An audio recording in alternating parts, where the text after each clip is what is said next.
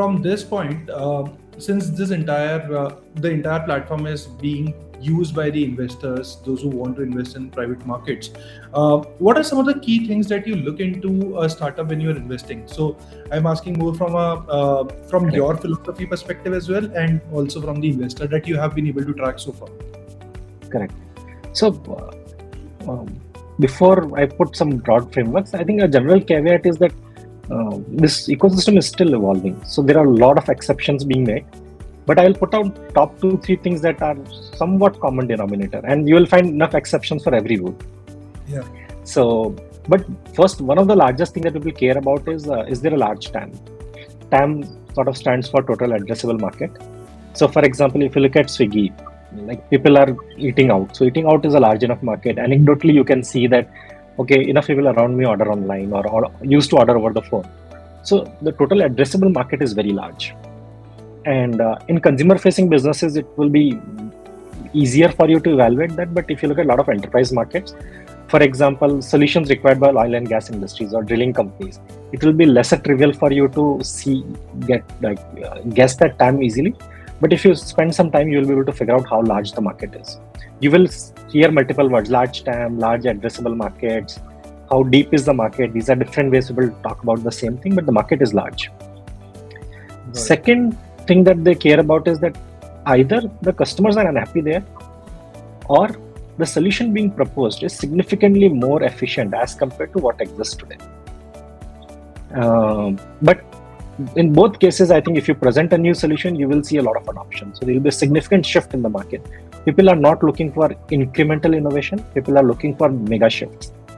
Like a lot of you would not have, I don't know how familiar are you with ordering food over the phone. It used to be a very difficult experience. First, you have to find the phone number because you will not save all the numbers. You would go to Google search. There is a little bit of hit and miss there. Then you would call the person. It will take usually multiple calls to get it right because either the phone will be busy, they would not be available, and then you will ask for items because you won't have a menu handy, and then you would talk about the price. So that was there was a lot of friction in that, and when some of these online platforms came, it became much more easier.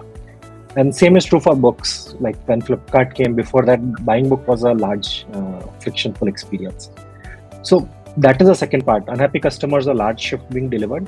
I think third one is, does this team have right to win? Which basically means Flipkart could have been started by 10 different type of team backgrounds. And the team should have something which helps them do a better job at delivering.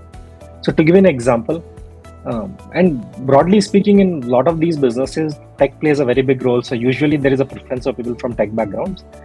But I think if you are talking about, let's say, a content company like Netflix, so you will not only require tech, but you will also require expertise on content building. So there, I think right to win will be a team where there's a good technology understanding and content understanding. So team should have right to win. And fourth, which is a non-trivial parameter for a lot of people, is why now? Why should this company being built now versus 5 years back or 5 years from now? And that is one of the big questions that investors ask.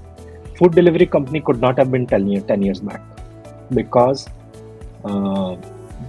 delivery boys didn't have phone, or even the restaurant guy did not have an internet-enabled phone.